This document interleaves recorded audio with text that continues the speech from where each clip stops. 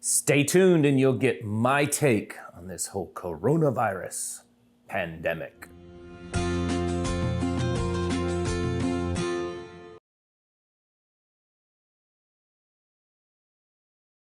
Hi folks, welcome to Set Apart Homestead. This is Travis. Well, I'm finally gonna make a video on the coronavirus pandemic.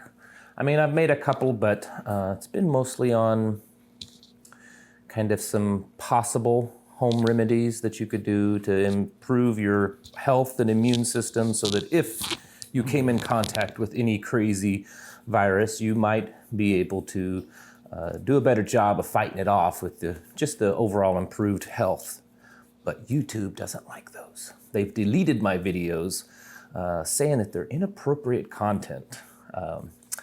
But if you'd like to watch the videos, they are over at my Patreon page, and there'll be a link below in this description to watch that. There will also be, because YouTube is censoring a lot of information right now on this virus, I'm going to make a more expanded video than what you will see here on YouTube, where I have a little bit more freedom to speak my mind. That will also be posted over on my Patreon page, and there'll be a link to the Patreon page below. You know, if you don't want to do that, that's fine. It's $1 a month. It's not a big deal if you don't want to, you know, go over there and watch me on Patreon also.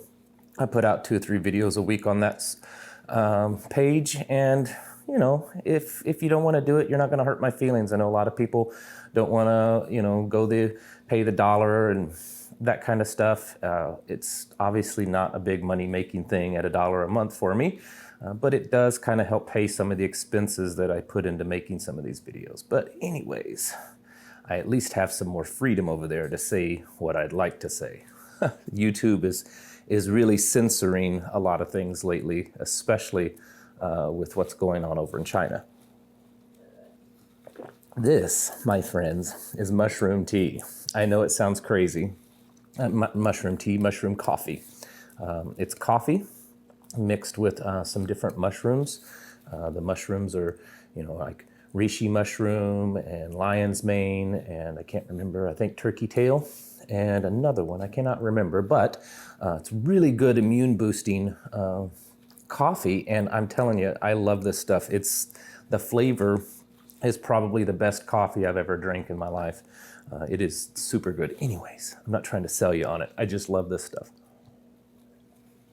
I'm gonna set it down though.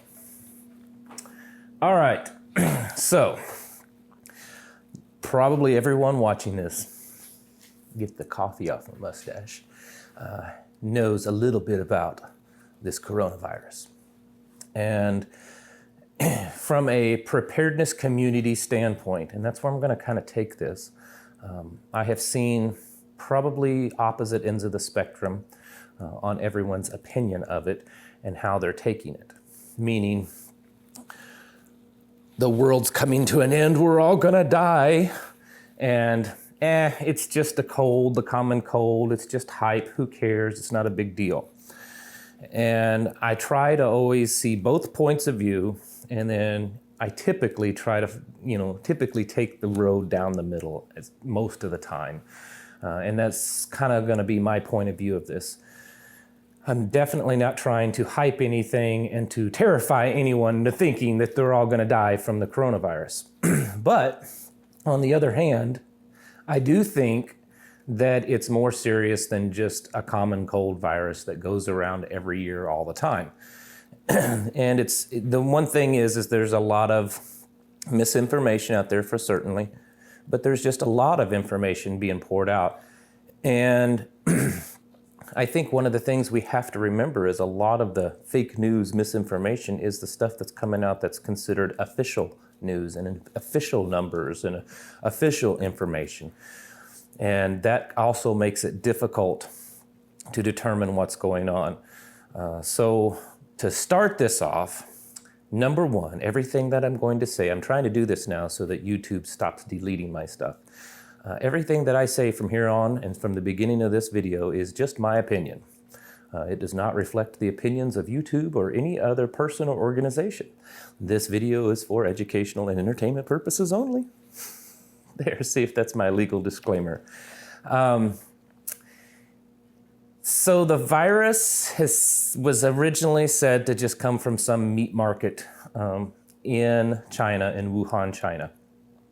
And I think that's probably still the official statement, but there seems to be a mounting evidence that that's not the case. And I said this from the very beginning. And let me preface everything I say with this.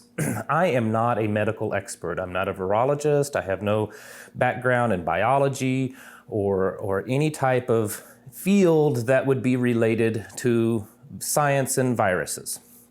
But I do have a limited medical history of working as a medic, but my background actually is working on a federal level as a chemical and bioterrorism specialist. And because of that, I did get a lot of training in dealing with, pandemic and bioterrorism. So I do have a little bit of knowledge in that area. And from the very beginning, I said that I felt that this was not a natural virus and most likely a bioweapon. And there's a difference between creating a virus in a lab to study it, which happens all the time and it's not a secret, versus creating a virus and weaponizing it as a bioweapon. That's two separate things. And I believe that this one probably is a bioweapon. It's a weaponized virus, which what they do is they splice things around and they make it where it's easier to get, more lethal, harder to kill, lasts longer, all those kinds of things. Well, now, after several days of just seeing things in the news and online, there are many other scientists that are saying this. A very well-respected medical journal called The Lancet has said that there's just no possible way that this is a natural occurring virus. Tom Cotton, a senator, I'm trying to think of where, it slips my mind, I think it's Kentucky, but I may be wrong, spoke on the Senate floor stating that this is not a natural virus, that this is a weaponized or at least some type of lab-created virus.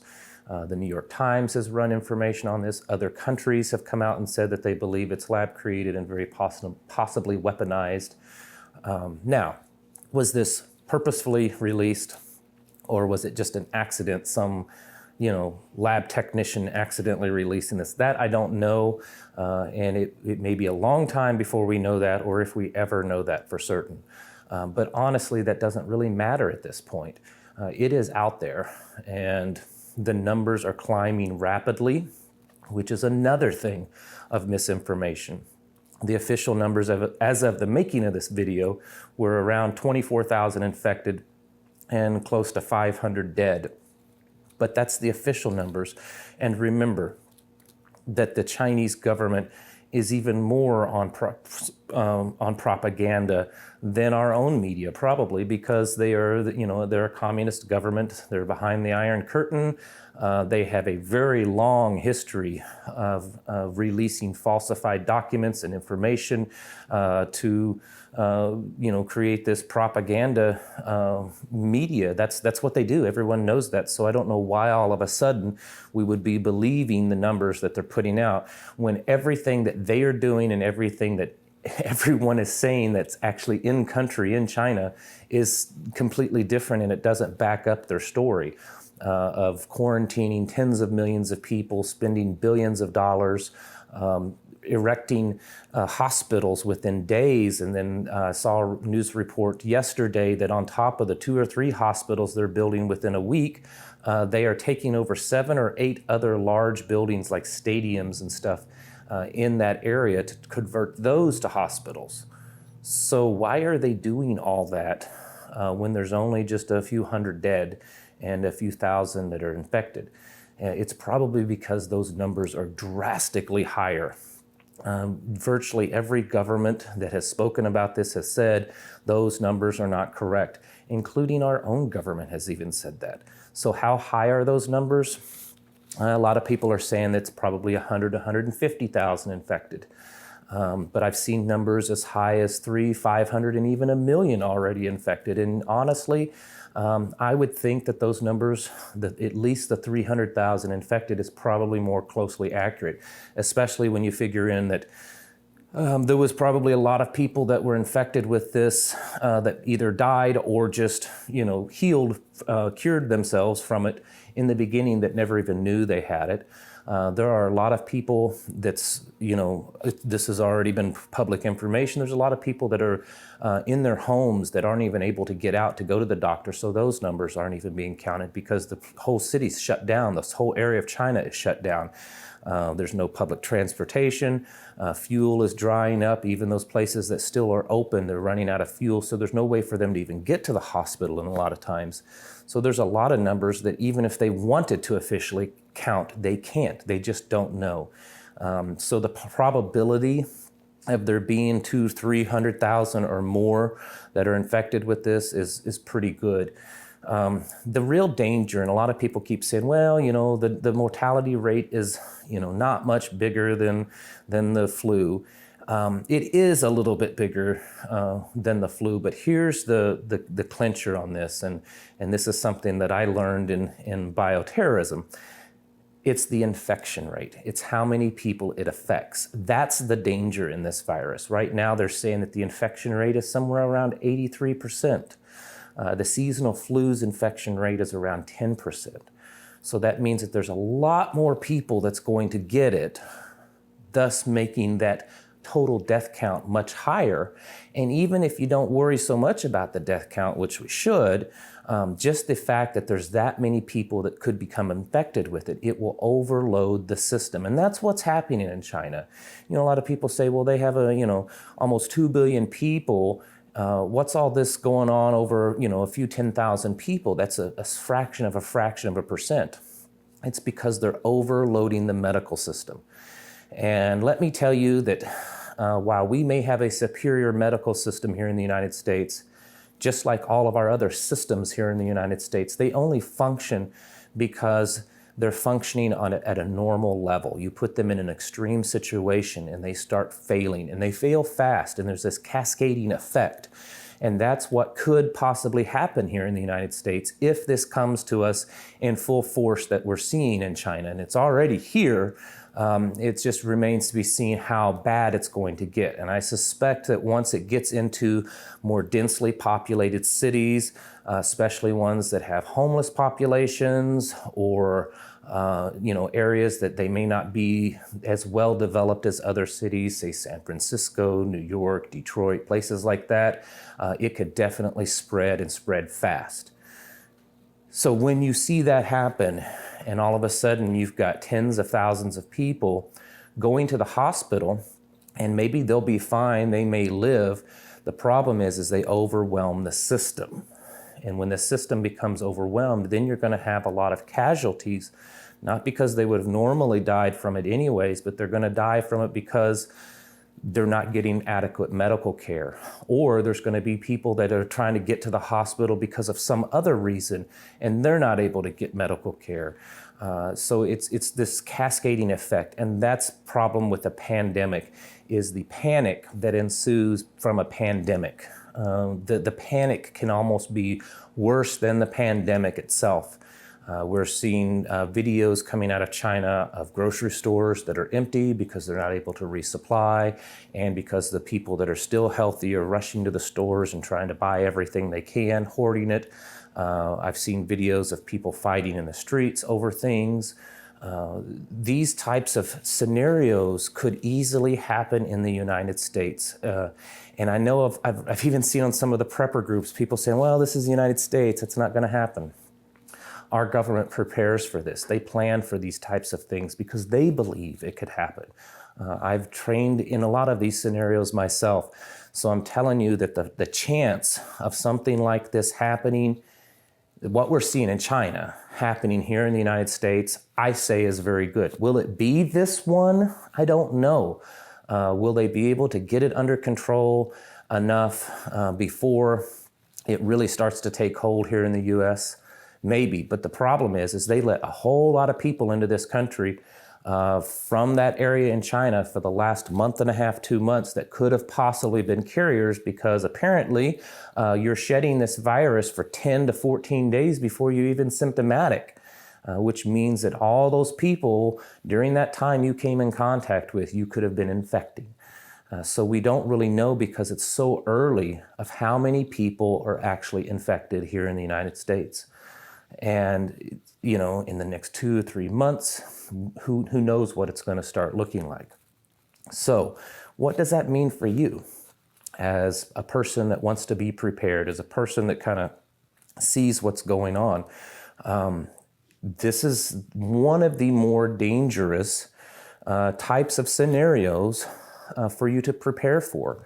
It's a silent, slow killer, and it's a silent, slow disaster that's happening. It's different than an earthquake. It happens, you know it happens, and you know how to kick in gear and how to deal with it. Civil war, invasion, you know, all these types of scenarios. But with this, it's very slow. You don't know at what point is the point that you really kick into gear.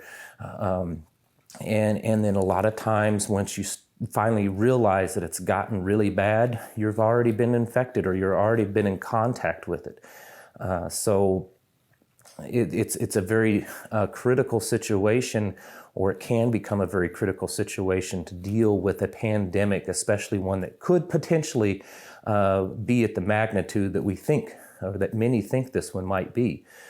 So as preppers, the first thing I would tell you is to really kick yourself into high gear of getting prepared, because even if you yourself or your family don't really have to deal so much with the virus, maybe you don't get it, you could deal with the repercussions of it. You could deal with food shortages. You could deal with people bank running to the bank, and the banks getting shut down, and ATMs not working.